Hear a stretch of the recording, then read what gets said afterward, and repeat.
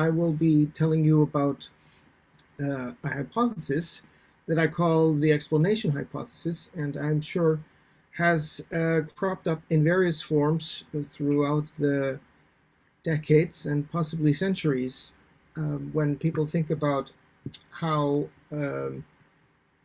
people think about things. And if we look at an overview here of what I'm going to be talking about. So can you see my overview slide? Is that working? Oh, yes. Good. So we'll just go through the explanation hypothesis in a nutshell. We'll talk about some definitions. There's a need for that because if we don't clarify what is meant by the key terms, it's hard to really see whether this hypothesis is worth anything or not. After we go through some definitions and talk about the context, we'll zoom out and explain the explanation hypothesis in light of those definitions and then draw some conclusions. But first, I would like to start by saying that essentially my framework for talking about any of this is very close to the cybernetic view, which is to view an agent, a learning agent in a particular world as a controller. And the basic idea is that this learning controller needs to, in order to achieve its goals better, it needs to learn. So the assumption is first that there's an environment. Can you see my cursor? Oh, yes. Good. So we have the environment here, which belongs to some world from which it inherits rules, but may be a particular domain, i.e.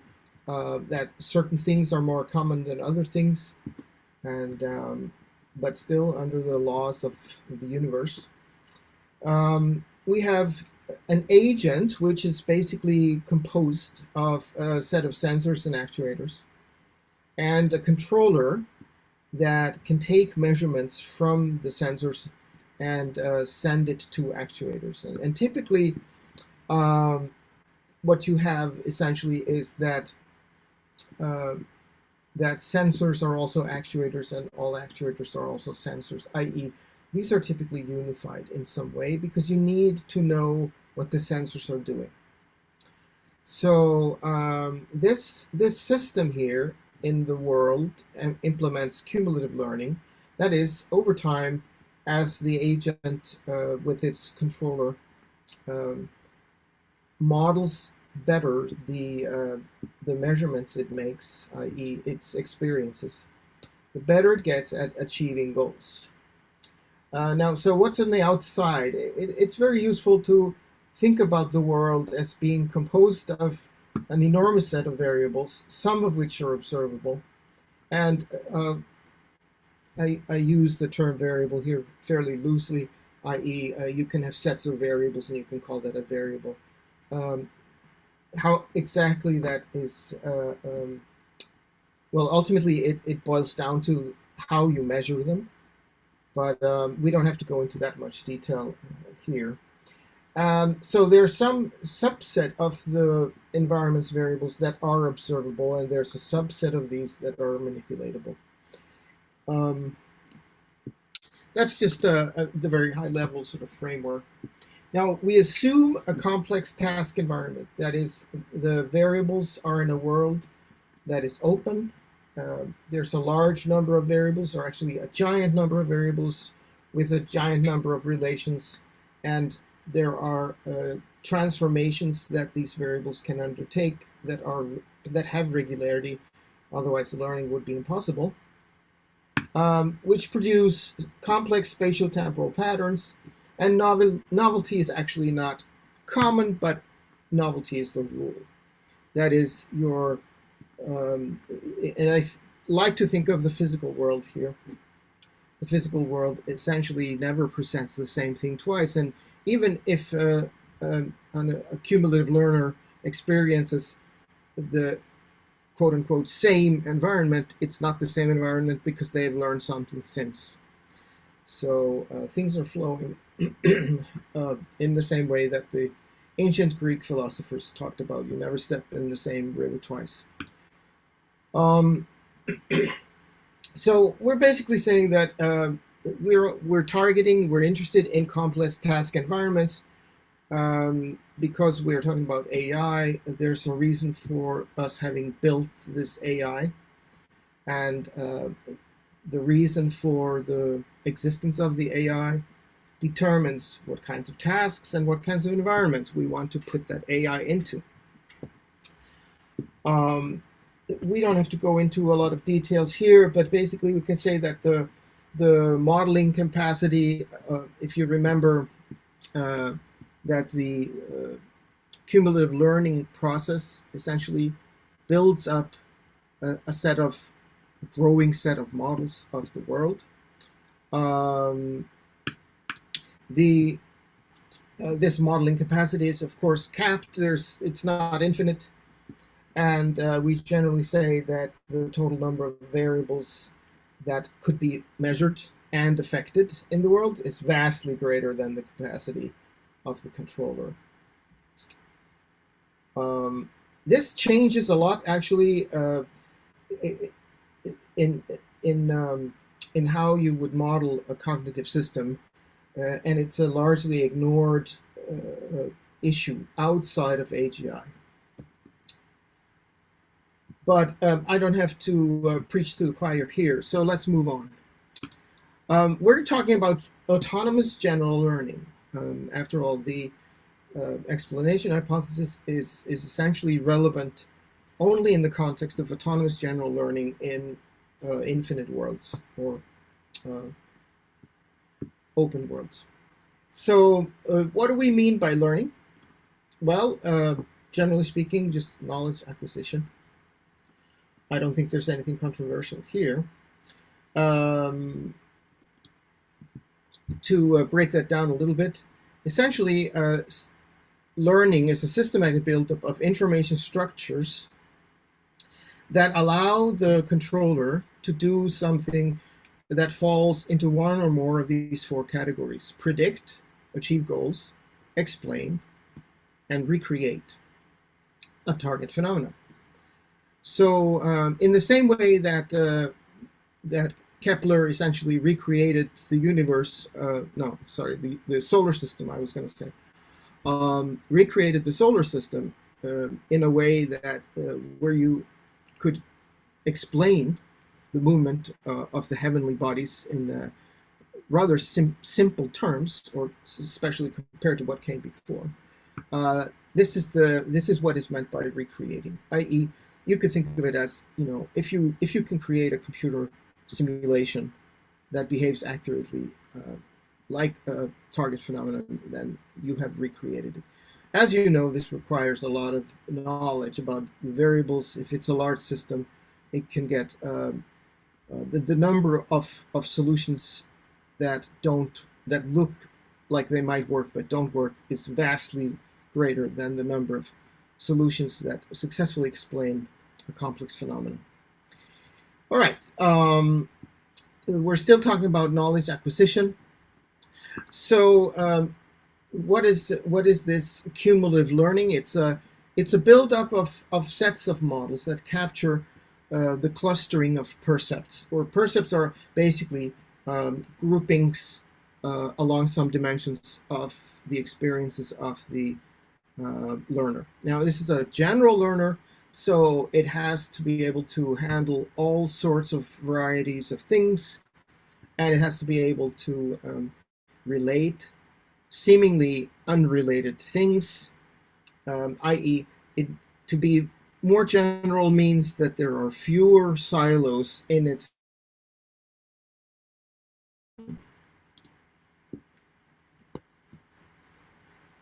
One of the things that what we represented in order to get anything done are causal relations.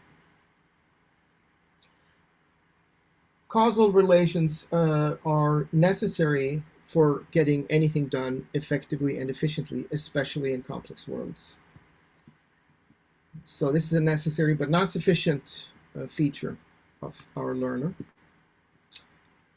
This systematic buildup of information structures is assisted by attention, which highlights what knowledge is salient at any point in time and determines how to use the available computing power for the model building and for getting stuff done, right?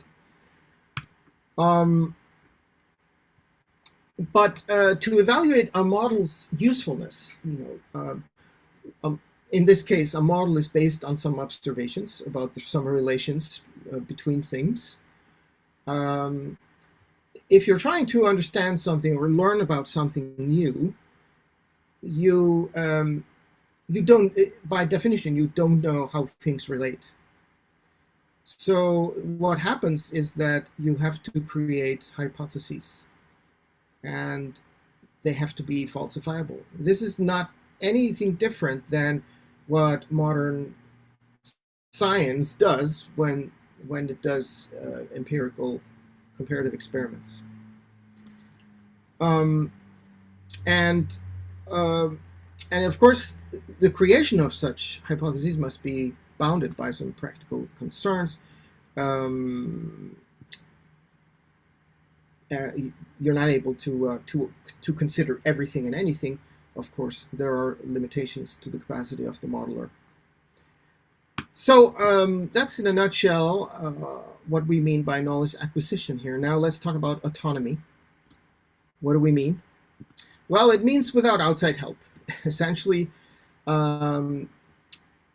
outside help from teachers, developers, etc., that provide some information that is specifically dependent on the learning progress of the learner. So that's what we mean by autonomous learning.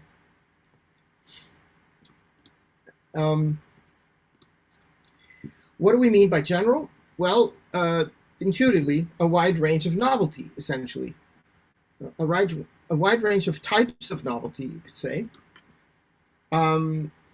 A learner that's regularly exposed to novelty, it must handle by creating new knowledge through hypothesis making. And we can imagine that if you're faced with some novelty, you're going to have to create some information structure to describe that novelty. Okay. Well, some of those information structures are going to be wrong, and then the cognitive apparatus needs some way of selecting. And how do we do that? Well, and how do we come up with new ideas for what we're standing in the forest? We see something strange. What is our first thought? How do we come to grips with that floating blob in the forest that you might see? You've not seen anything like it. Well, actually, you have. It reminds you of like a cloud of fog, and it has some pink and purple hues, etc. I'm just making this up to illustrate the point. You come up with some hypothesis about what it is. How do you do that? Well, of course, through similarity. What's similarity? It's an analogy. What do you have available to do this? You have existing knowledge. You have your existing experience, your past experience, essentially. So essentially here we're talking about a wide range of novelty. We're talking about generality, which means that there's a scope of novelty that, well, actually I jumped a bit too fast there. There's a scope of novelty that may be fairly far from what you've seen before. But if it was completely separated from what you know, then you are, by definition, incapable of understanding and learning about that new phenomenon without outside help or autonomously. Now, what does this mean for a newborn? How does a newborn actually start to learn if they don't, by definition, have any experience so far of the world they're getting born into? We assume that there's a seed. We assume that there's a way to bootstrap, that the learner needs to be born with something that allows it to bootstrap its initial knowledge acquisition. And we don't have to go into this in too much detail. It's only marginally and as a special case related to the explanation hypothesis. But so I will just move along. Let me show you an illustration here. Here we are basically talking about the oval shape. The egg shape here is a controller, and it has a memory. It is born with a seed.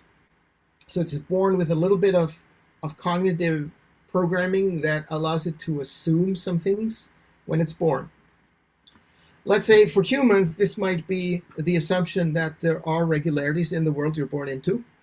Otherwise, learning would be pointless. And that maybe correlation is a good hint that there might be some causation in the world.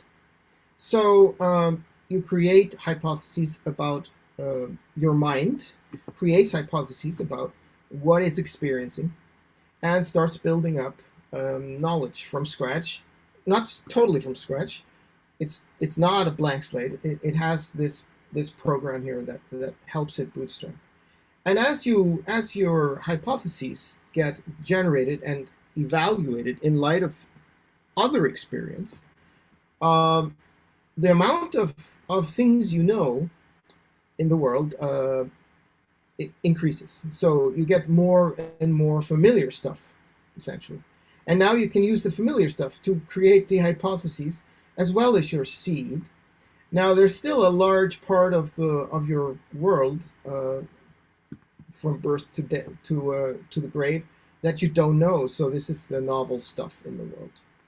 And as you grow, your knowledge builds up. So here are some phenomena that you come across, and as you come across more phenomena, the common regularities of those, as well as specific regularities of those phenomena, become knowledge. Okay. So we're basically saying, we're talking about phenomena. This could be anything, really, anything new in your world that you need or want to understand. So that's essentially what we mean by general. What do we mean by reasoning when we talk about reasoning? Well, it's a systematic application of logic, and we've mentioned a couple of things here. We mentioned hypothesis generation and the selection of hypotheses and evaluation. Of course, if you want to select between hypotheses, you need to be able to evaluate them somehow. Now, if you're right now thinking, okay, let me reflect on how I learn. Is this something that my mind does? Is this something that happens in my brain when I learn? What I want you to do is stop doing that. You're basically doing introspection, and it's a highly unreliable way of doing either psychology and especially AI. What I want you to think about is basically that you're asked to build an AI, and you have this issue, you have this challenge that you need to create a mechanism that allows it to learn on its own highly general stuff with a wide variety of things being experienced. And the question is, how can you enable that? How do you make that system? How can you enable it to bootstrap itself? And how can you enable it to learn new stuff? Okay, because that's going to lead us to the explanation hypothesis very soon, I promise. Okay, so systematic application of logic. Well, I already mentioned some of these, but basically you create some hypotheses about how the world works. This will inform you whether you're in the forest, you see this very strange blob, you're hesitant to walk towards it. Why? Because you know that you don't know what that is.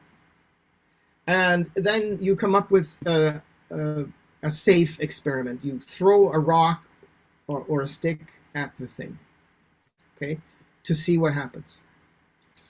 what is that based on? Well, it's based on, it's an experiment. It's an empirical experiment that you're doing to see how similar this thing is to other stuff you know. If the rock bounces off, you know it's hard even though it looks soft. I don't have to belabor those points, I don't think. So you get some evidence from experience.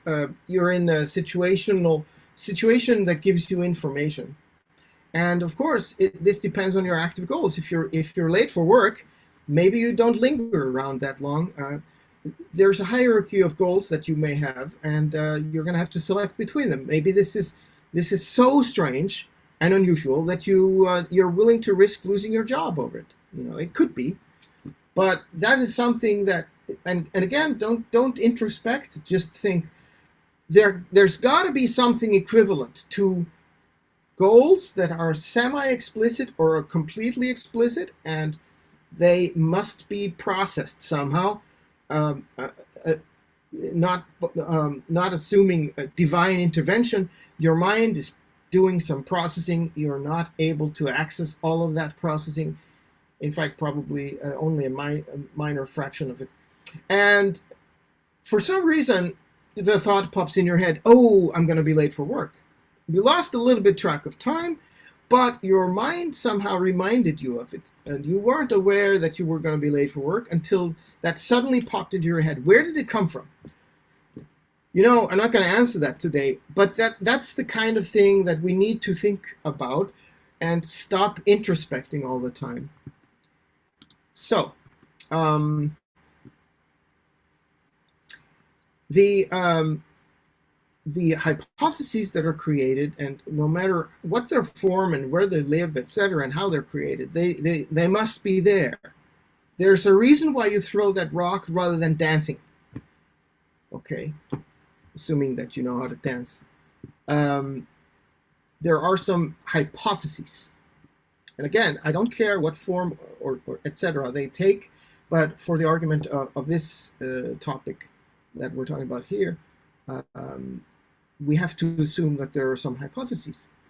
Now, they are essentially evaluated based on evidence from experience, but also from some reasoning processes, like, you know, it's more like this than that, and therefore it might be dangerous, etc. And those mini experiments that I just mentioned. And then these hypotheses, you know, maybe there's a massive amount of them, or maybe they're just very sparse. There's a variety of them, and some of them are discarded immediately because they're just not predicted to be useful. So let's move on here. Now, so we're saying basically that the learner applies reasoning. That should go along very smoothly with the NARS crowd. And one of the main forms of reasoning here, I'm going to argue, is abduction. In any case, and you may, for those of you who are new to reasoning, abduction is essentially what Sherlock Holmes does so extremely well. He comes into a situation where there's a terrible deed having been done, and he needs to deduce what happened. Sorry, abduce. So that's basically what we mean by systematic application of logic. And now we get to explanation. And what is explanation? Well, let's just take the general case. And there's a reason why I mentioned abduction, because abduction is often thought of and formulated as the reasoning form that does explanation, in fact. But in the general case, a good explanation is a compact description that allows effective and efficient prediction, goal achievement, and possibly recreation.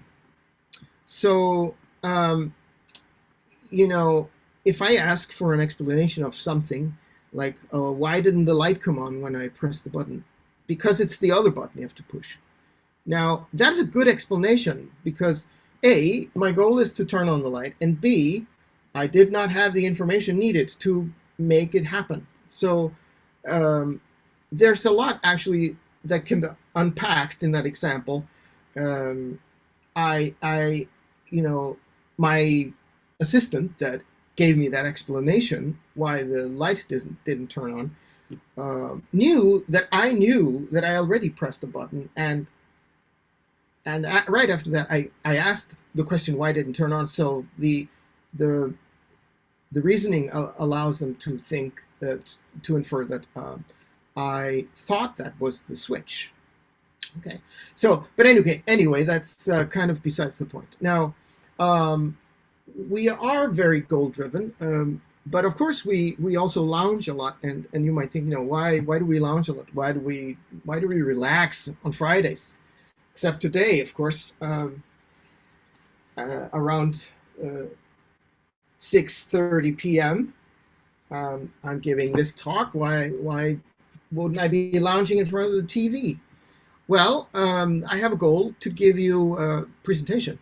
And so there's a lot of goal drivenness, and they might be trivial goals and they might be very implicit goals, but by and large, a vast majority of modern human life can be explained in terms of very crisp goals. Now, this does not mean that I think that that this is the only way to build AI, or B, that this is the only way that I think people operate, or human psychology works. That's a topic for another time. But well, let's move on. I'm losing track of the goal here. No pun intended. So the thing is that explanation always has a goal. In fact, it's not a single goal, to be fair. But there is a reason why anyone would give an explanation. And there's a reason why we explain things in a different way to a child and to a grown-up. First of all, because they have different goals, but also because they have different background knowledge. So any explanation in social circles has a heavy dose of taking into consideration who's listening to my explanation and what do they know already.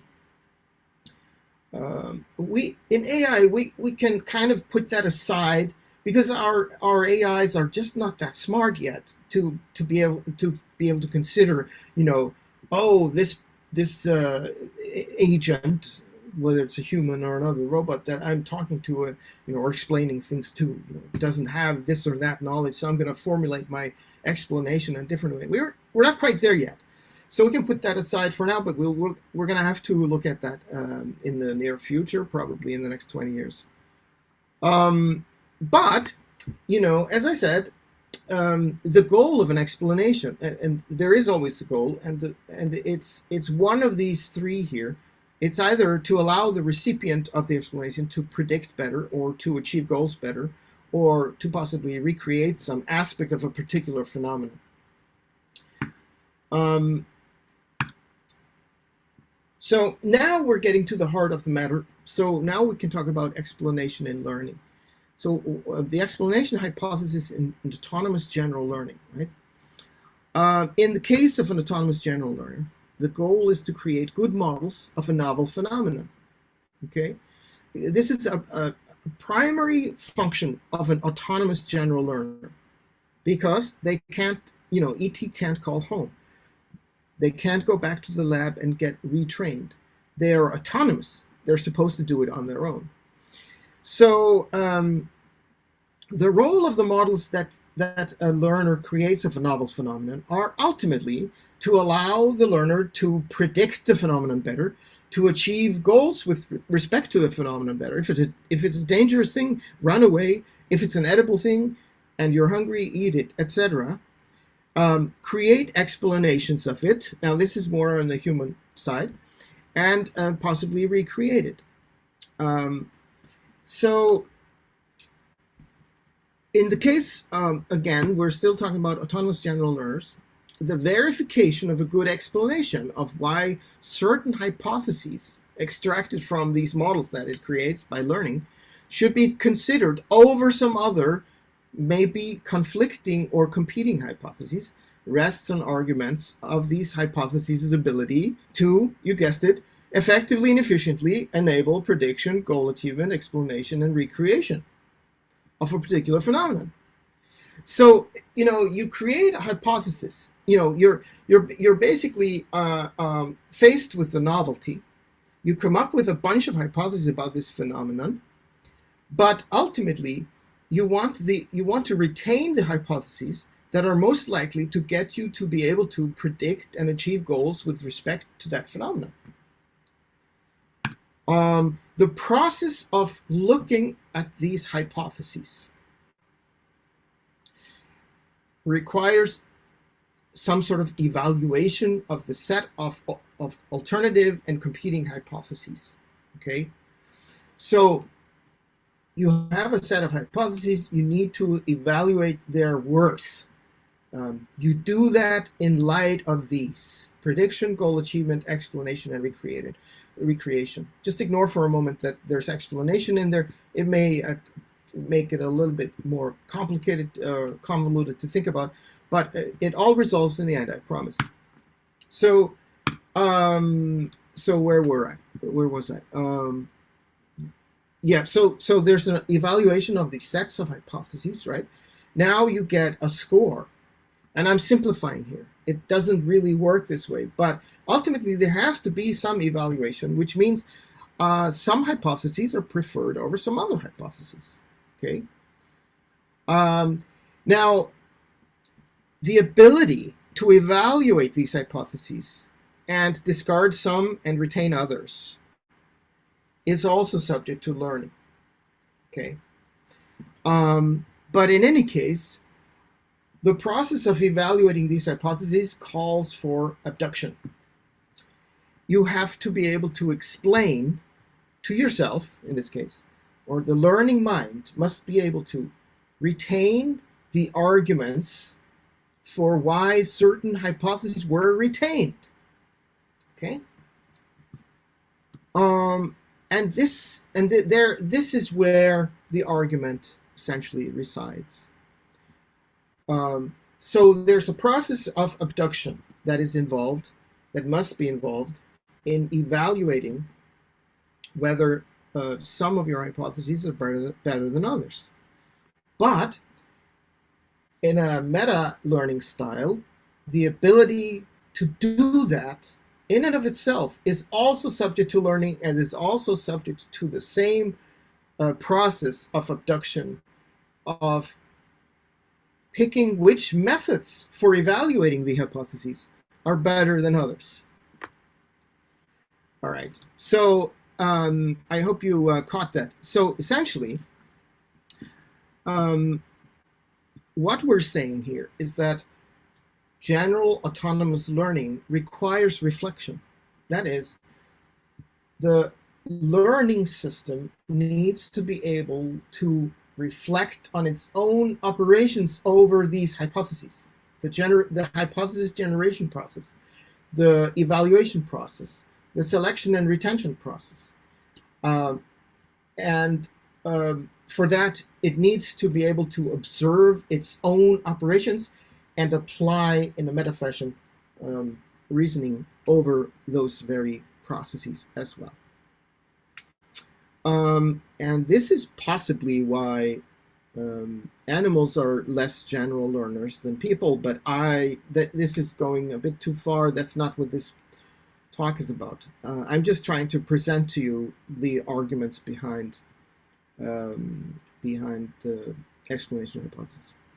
So, yeah, I think I have essentially told you what's in this slide. Let's move on.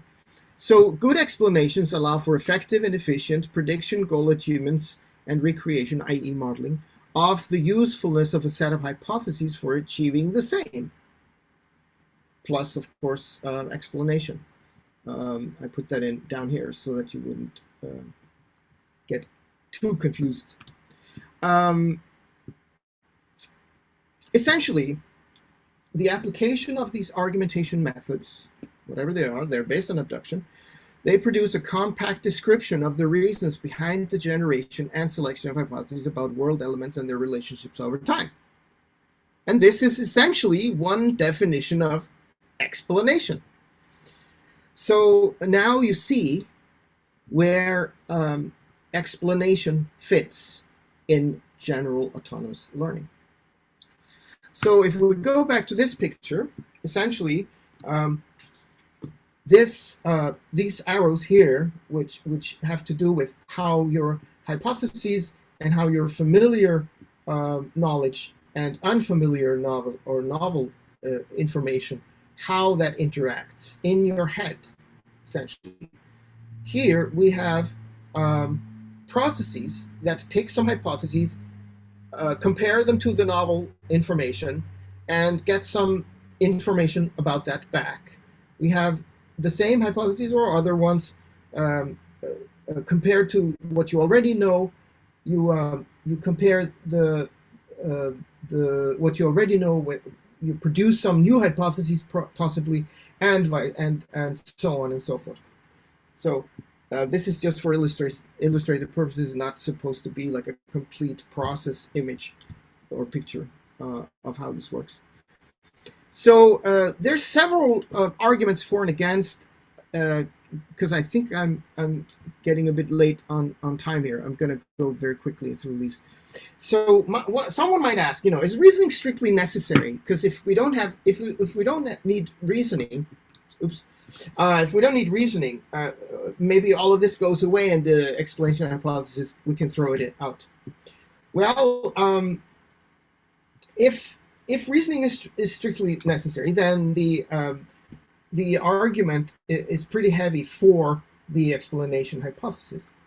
Now, whether you classify it as explanation or something else, it really depends on your definition of these processes, and that's actually a deeper issue.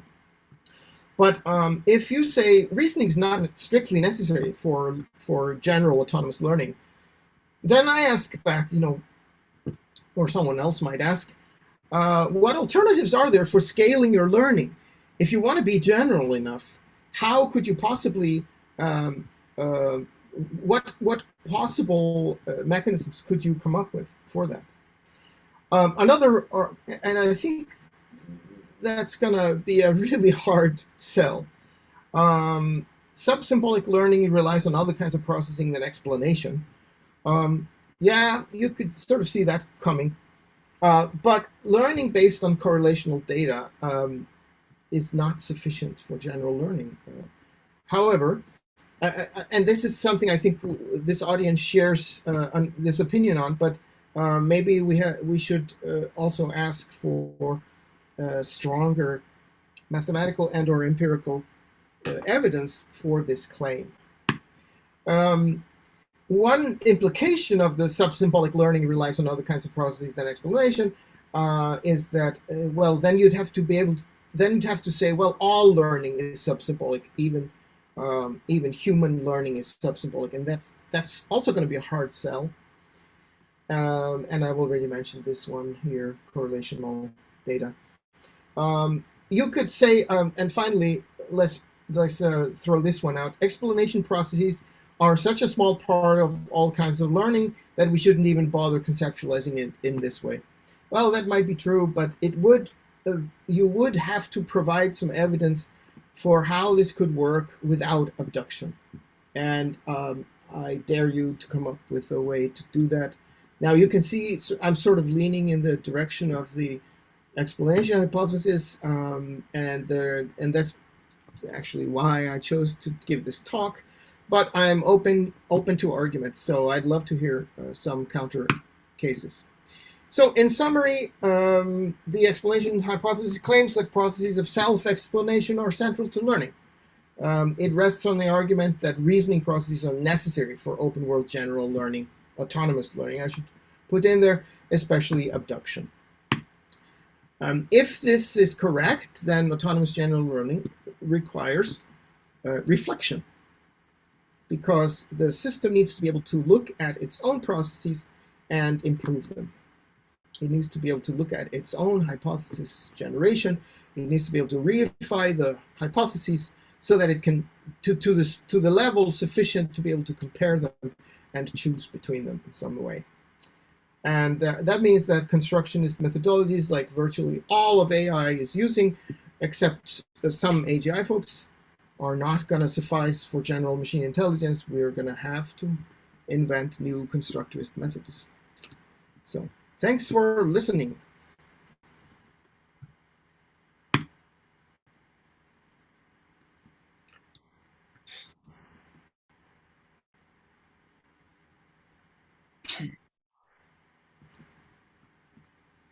Now, if there are any questions, I don't know if we have time for questions, but let's see. Who's in charge? Hi, Chris. I had a question. Could you explain a little bit more what you meant about recreating on the slides? Recreation is sort of like essentially having all of the details of a phenomenon sufficient so that you can basically produce minute details of it and even numeric data. Like, if you really understand a system like the solar system, you can predict it many million years into the future. And that's what we mean by recreating. Essentially making a detailed enough model of it that you can write a computer simulation, and it works just like the phenomenon that it describes. Okay, thank you. I agree with that. And I also agree with the idea of sort of selecting the best explanation using things like abduction, like the current context of the situation, also like the strongest model, while at the same time comparing multiple explanations so that we don't always just select, for example, our strongest explanation. Thank you. There's a reason why we have these in the order that I showed. So you have prediction, and a prediction is the simplest one because you can predict even if you don't know the true or the effective causes of things. You can predict that if you see that the switch is pressed in, that you can predict that the light is on even if you're blind. There's a correlation. The second one is a goal achievement, and for that you need directional knowledge of cause and effect. There's no way around that. And then explanation is the next one, which rests on the two before that, and then recreation is like you could say the ultimate kind of highest level of understanding of anything. Okay, Kristinn, question for you. That was a good talk, by the way. Thank you. Would you say that explanation is the only thing necessary for general autonomous learning, or would you say No. it's one of the things? It's one of the things, yeah. One of the things. Definitely. Okay, so yeah, I get the impression. It's definitely, yeah. Yeah, I get the impression that your explanation is a causal, temporal relationship. It's an abduction. It's all to do with temporal relationships, but you also have spatial relationships, which I don't think you'd call explanation is required. You still have relationships there. Okay, that's good. Thank you very much for the talk. Thanks.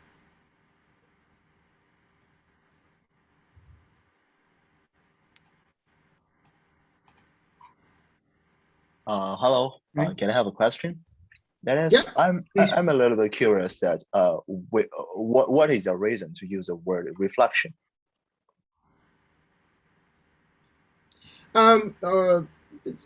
Basically, reflection implies some sort of reification of information, the knowledge that you learn, and this in the good old-fashioned days in the 70s and 60s, 70s, and 80s, AI was very much based on axiomatic reasoning methods, and you didn't need to think about this because none of those systems really learned.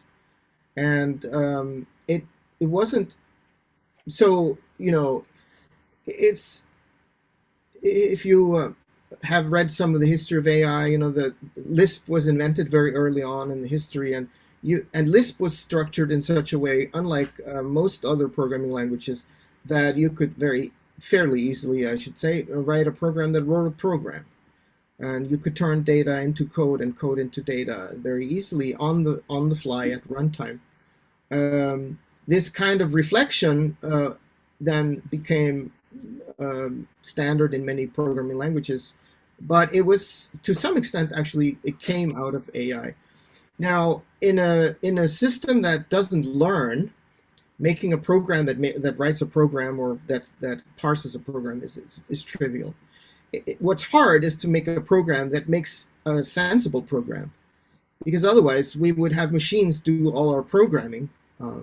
So we clearly haven't solved that. Essentially, all programming requires human-level intelligence. We have now reached the threshold where people are comfortable saying that machines learn, but all of those machines learn in a very non-transparent way. Well, the ones that learn something complex enough to be practical is in a way that is very impenetrable, even by the coders. This is the black box of deep learning, if you will, or that's at least the current incarnation. So the hard part here is we want machines that learn very complex things, but still are capable of doing introspection, i.e. Reflection, such that they can take their knowledge and operate on it as if it was data.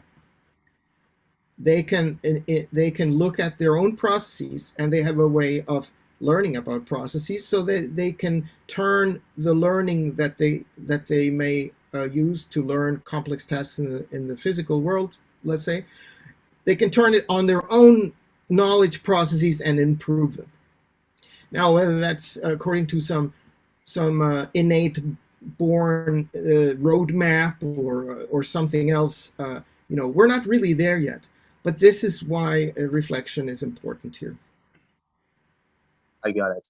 So can I think that when using the word reflection, it's not about just using intuition, just like an animal without thinking, but it's a kind of, you need to know where I am and what is my purpose, to have just like a global view of yourself.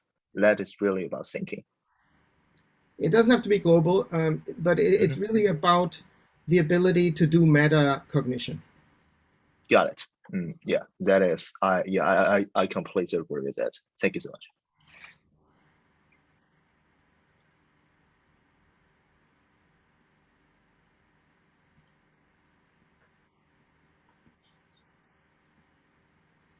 Any other questions? Maybe I have a question. Would you say that when we, for instance, compare this cumulative learning systems with something like current deep learning systems, what would you say, for instance, that learning from a few observations is something inherently different than learning patterns in a large corpora or in a large data set? Would you say that the learning principles might need to be different to deal with like learning from a few examples? Or would you say that, how to say it, that essentially if we get the learning principle right to deal with learning from few observations, that automatically this will also capture the other case? Yeah, I think you're right. It is different. In fact, basically, it's the difference between model-based learning and reinforcement learning. So, of course, in some sense, all learning is reinforcement learning. You can't learn without verifying that you've learned it. You have to verify somehow that you're going in the right direction if you want to learn something complex. And so it is reinforced by the results of what you're doing, right? So in that sense, and that's what people probably mean when they say, you know, all you need is reinforcement learning, but they interpret that wrong. Essentially, that sense of the concept of reinforcement learning is inherent in the definition of learning. In fact, the difference if you want a machine that doesn't have to have that does not need a lot of examples to learn something. We've all seen this in fairly simple learning, like reinforcement learning. When you teach cats and dogs to do things, there's a lot of repetition that's needed. Probably not as much as these deep neural networks, not as much data. But then again, there's a very big difference between how people learn by when they read a book, for instance, and how a dog learns from experience how to heed its owner. So the learning processes are clearly different, and that's where the need for more data or less data comes from. In fact, if you want to take something that is extremely hard to do with reinforcement learning, is, you know, let's take a purely reinforcement learning machine or system that's learned a really complex task. Let's say they've learned to bake pizza through reinforcement learning. And then you tell it, okay, now your goal is to not make pizza. And because of the mechanisms, they can't reify their learning history and say, oh, it's all of that and not that, right? It's not pizza. Mm-hmm. So this requires reflection. You have to be model based to some extent. You have to be able to package this up, because you never thought of, you know, maybe.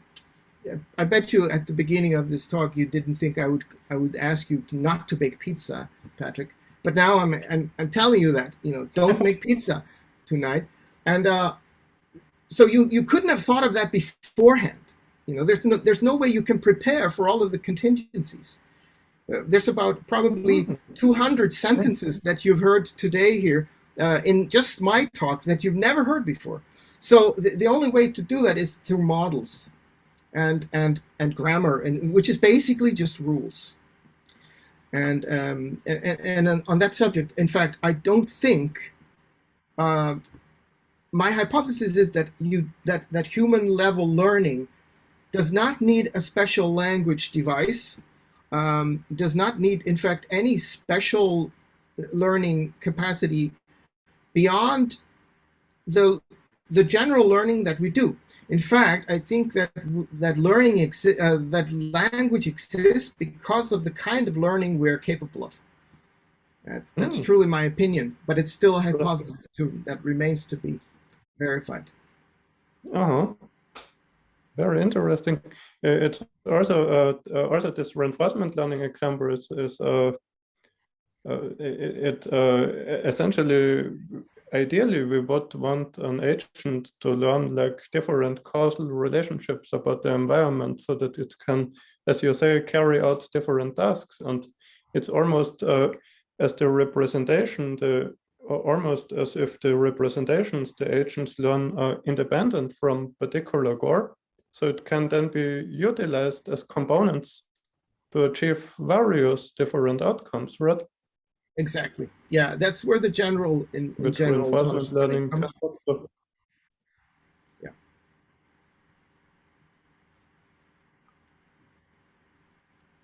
Mm-hmm. Can I ask you a question? Thank you. Thank you, Kristinn, for a very nice and interesting presentation. Per from Norway here. I have been looking into this Euclidean space, and especially with regards to neural representation of such spaces. Have you considered this for subsymbolic learning? Or would you say this is subsymbolic?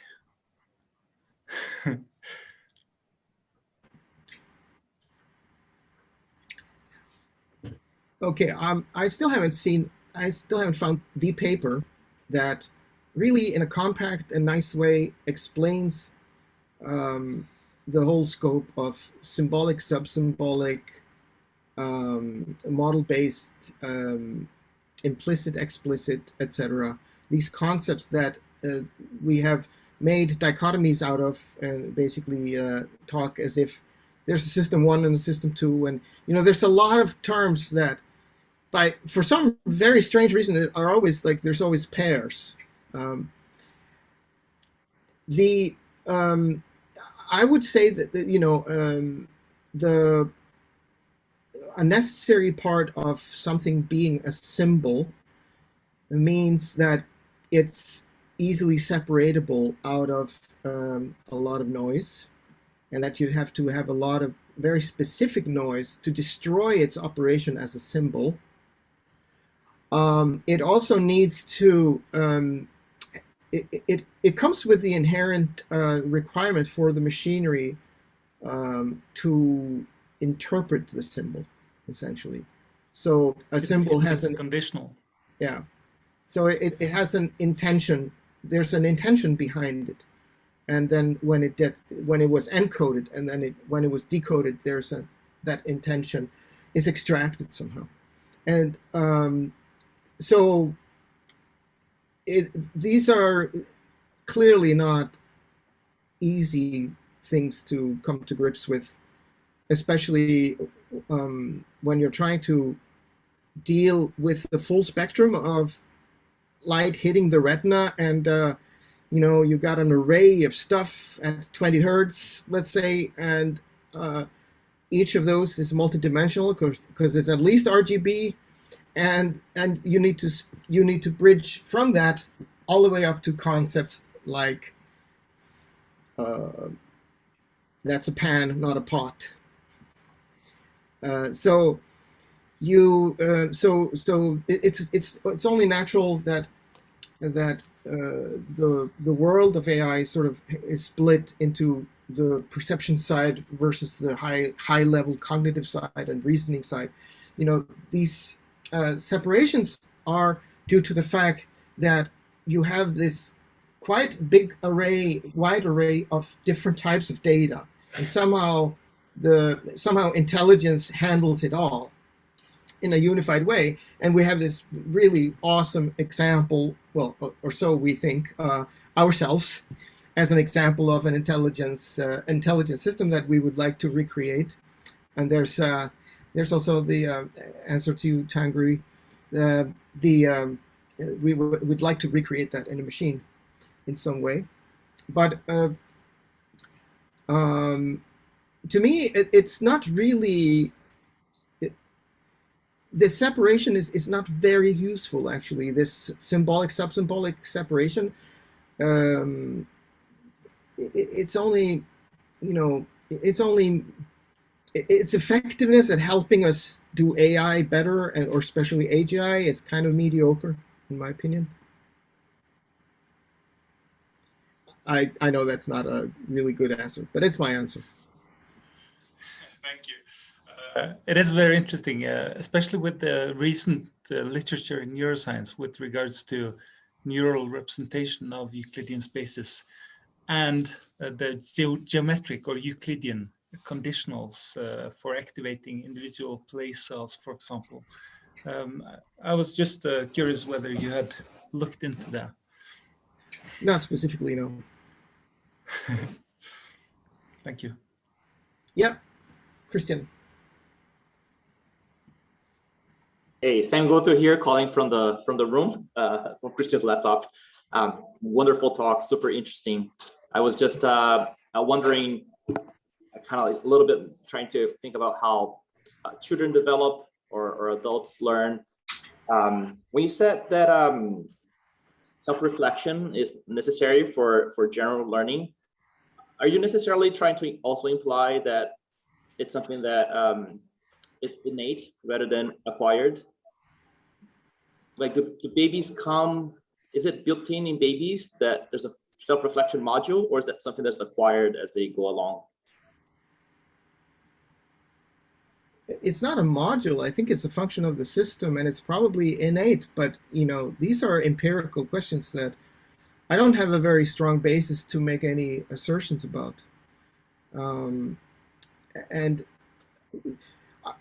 in this context, my thoughts are mostly driven by essentially the engineering question. You know, what do we need to do to have an autonomous general learner? What does it involve? If it turns out that all of these assumptions are wrong for some reason, that's fine by me. I'm just trying to get at it. You know, I'm trying to dig deeper, and I'm not really sure about the implications of this, except for the ones that I mentioned. I'm pretty sure that those are kind of obviously side effects if that hypothesis turns out to be correct.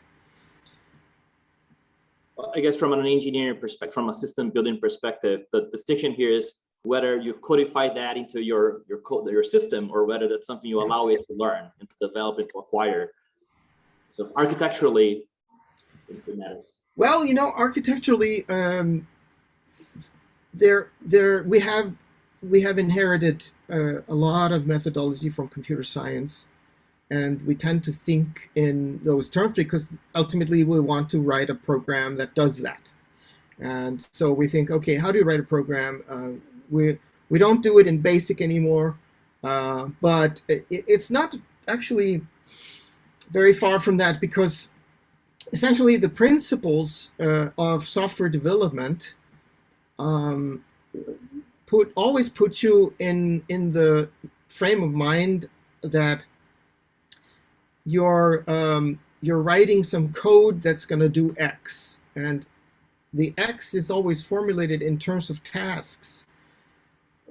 So we need to move away from that and start to think about skills, and that's essentially what I'm trying to get at with the autonomous general learning.